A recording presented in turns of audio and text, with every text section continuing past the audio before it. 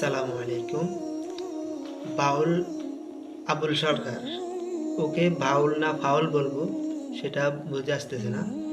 এই ফাউল কি বক্তব্য দিছে দেখুন। আল্লাহর কথার কোনো গুয়া মাথা আমি কিছুই পাই না। মাথা কোনটা গোয়া কোনটা? এই বাউলকে নিয়ে একটু কথা বলতে চাই।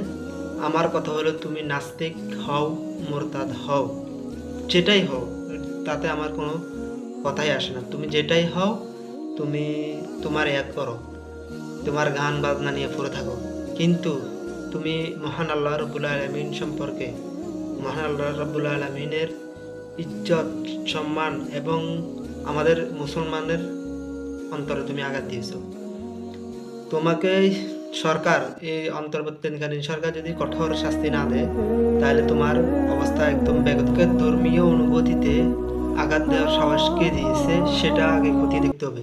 আর যেবার যারা এই বাউলকে গ্রেপ্তার করার পর আপনারা মায়ের কান্না করতেছেন, এই বাউল কত বড় ফাউল বাটপার হলে এই কথা বলতে পারে। এবং আপনারা যারা অনেকগুলো রাজনৈতিক দল দেখতেছি, অনেকগুলো সংগঠন বা অনেকগুলো ইসলামিক দলের নেতারা তার পক্ষ নিয়ে কথা বলতেছেন। দেখলাম যে চুন্নিতে আলাউদ্দিন জিহাদি নামে উদ্মিতে জ্বালাতেছে।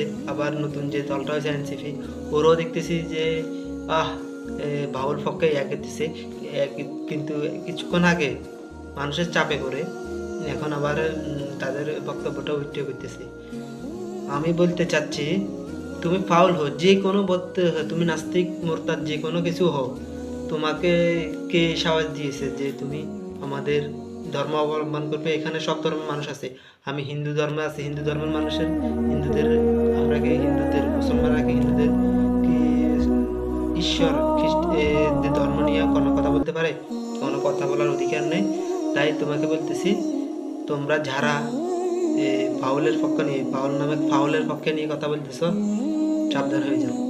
এবং এই ফাউলের কঠোর থেকে কঠোর শাস্তি ব্যবস্থা যদি সরকার না করে, তাহলে এই তৌহিদি জনতা বা এই ইসলামী রাষ্ট্রে, ইসলাম যেখানে 95% মুসলিম রাষ্ট্রে থেকে তোমরা যদি ফাউল নামের বাউল, যাদের ধর্ম নিয়ে, মুসলমানদের ধর্ম নিয়ে কথা বলার কোনো অধিকার নাই তোমার।